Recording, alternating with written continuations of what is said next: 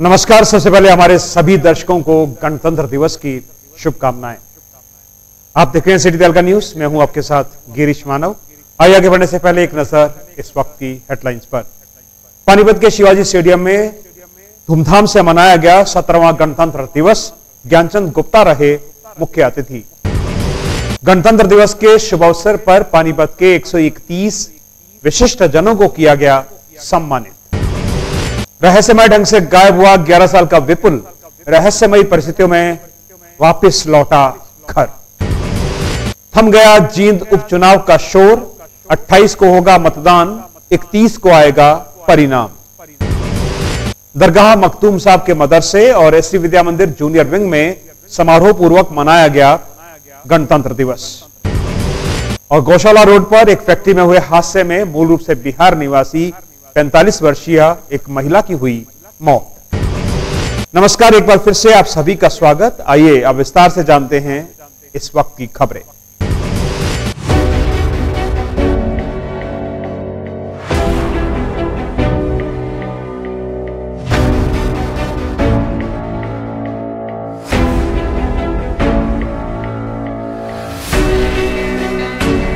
आखिरकार जींद उपचुनाव का प्रचार शनिवार को थम ही गया। 28 जनवरी को मतदान तक कोई जनसभा नहीं की जा सकेगी। अलबत्ता घर घर जाकर कन्वेंसिंग का दौर चलता रहेगा। 27 की रात को हर उम्मीदवार समर्थक एक दूसरे को चेक करने वाले हैं, क्योंकि यह उपचुनाव महज जीत हार का नहीं रह गया है, बल्कि न केवल इसे सत्ता का सेमीफाइनल कहे, बल्कि वजूद को जिंदा रखने का भरसक प्रयास है यह उपचुनाव। यह उपचुनाव भाजपा सरकार का भविष्य एवं कांग्रेस का वर्तमान तय करने वाला है। यह उपचुनाव रेखांकित करेगा कि जेजेपी कितने पानी में है और इनेलो अपनी परंपरागत सीट लेगी या उसकी सियासी लूटियां डूब जाएगी। यह उपचुनाव यह भी भविष्यवाणी करेगा कि रणदीप सुरजेवाला के रोजे तो गले नहीं पड़ने वाले हैं। वहीं भूपेंद्र हुड्डा, अशोक तंवर का कोई कांटा भी वजूद में था या नहीं, इसका इल्म भी इस उपचुनाव में हो जाएगा। उधर 70 सीटों का ख्वाब देखने वाले राजकुमार सैनी भी यह जान जाएंगे कि उनका ख्वाब दिन में लिया गया था या रात में। बहरहाल उपचुनाव में केवल जींद के विधायक का चुनाव नहीं होने वाला है, बल्कि जींद चुनेगा नायक। ऐसा नायक जो जींद का ही नहीं देश व प्रदेश की सियासी ऊंट की करवट बदलने का उपक्रम करने वाला है। शनिवार को पानीपत के शिवाजी स्टेडियम में 17वां गणतंत्र दिवस धूमधाम से मनाया गया। इस अवसर पर मुख्य अतिथि के रूप में पहुंचे हरियाणा विधानसभा में भारतीय जनता पार्टी के मुख्य सचेतक ज्ञानचंद गुप्ता ने राष्ट्रीय ध्वज फहराया और परेड की सलामी ली।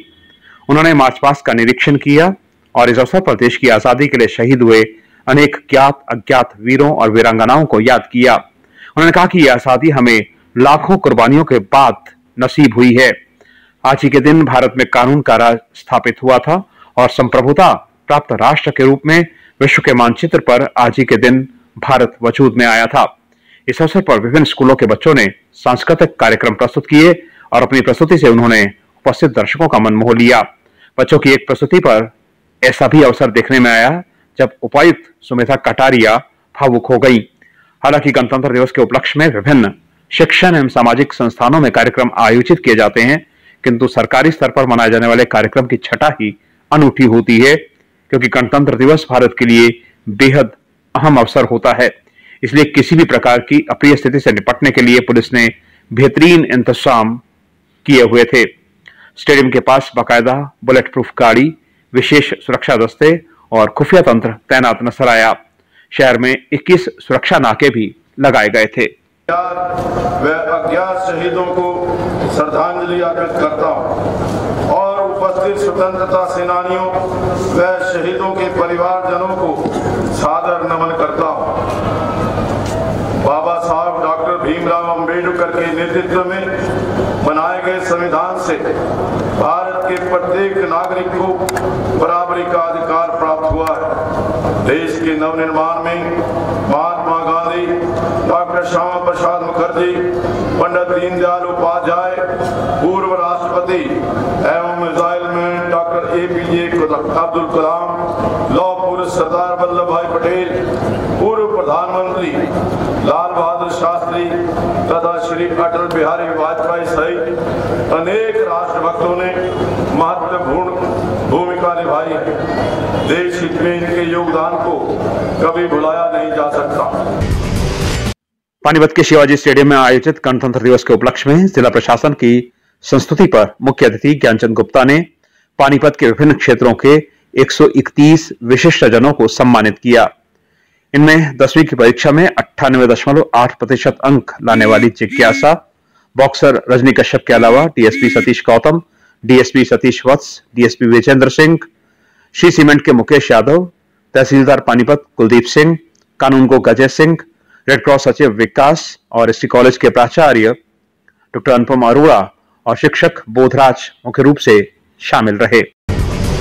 पानीपत के मॉडल टाउन से 22 जनवरी की रात को 11 साल के विपुल नाम के एक बच्चे का अपने घर से लापता हो जाना जिस प्रकार से रहस्य बना हुआ था, उसी रहस्यमय ढंग से ही शनिवार को विपुल अपने घर वापस लौट आया है। उसने बताया कि उस रात घर का गेट फांद कर चुपचाप वो स्टेशन पहुंचा, अकेला ही संपर्क क्रांति ट्रेन पर सवार हो गया, जहां अंबाला पहुंचने पर एक फैमिली उसे मिली जो उसे अपने साथ कटरा ले गई। विपुल ने बताया कि वह अकेला पानीपत आया था और मुंह अंधेरे घर वापस लौट आया था।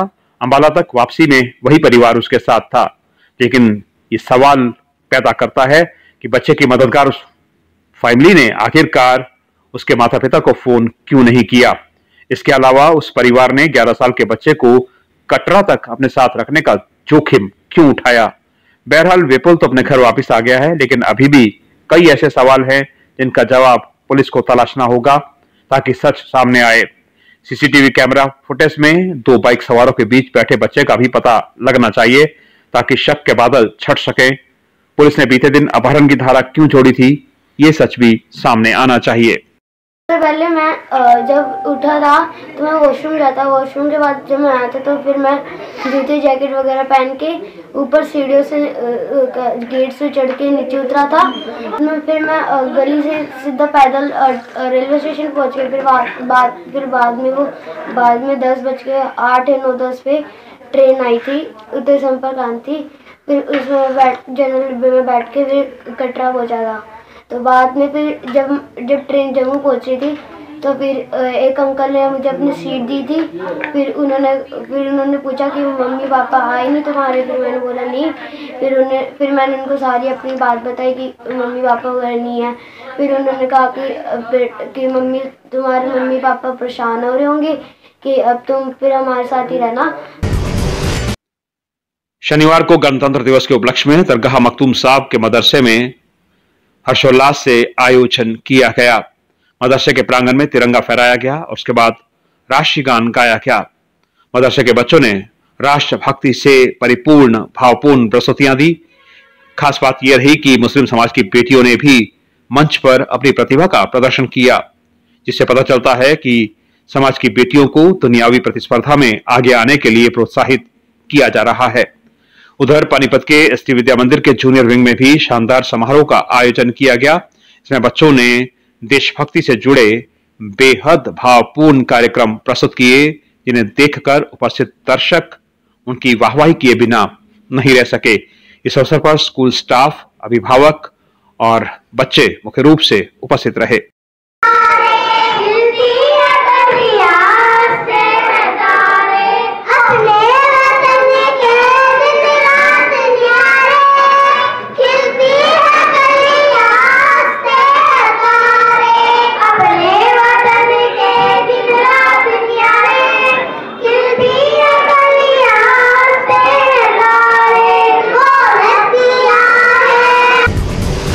शनिवार को 45 वर्षीय एक महिला की फैक्ट्री में काम करते समय मशीन के साथ हुए हादसे में दर्दनाक मौत हो गई।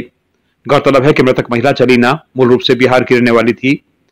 2 महीने पहले ही वो विकास नगर में अपनी बहन के यहाँ एक शादी समारोह में शरीक होने आई थी, लेकिन बाद में वो यहीं पर रही और अपनी बहन के यहाँ रहते हुए उसने गौशाला रोड पर एक फैक्ट्री में काम पर जाना शुरू कर दिया। शनिवार को जब वो काम पर थी तो उस दौरान अचानक पोलर कंबल की मशीन में उस चपेट में आने से उसकी मौत हो गई। पुलिस द्वारा पोस्टमार्टम करवाकर शव परिजनों को सौंप दिया गया है। सिटी तालका न्यूज के इस बुलेटिन में फिलहाल के लिए इतना ही। मुझे दीजिए इजाजत। अगले अंक में आपसे फिर मुलाकात होगी। तब तक के लिए नमस्कार और एक बार फिर से हमारे सभी दर्शकों को गणतंत्र दिवस की शुभकामनाएं। Subscribe now, then press bell icon. Never miss an update.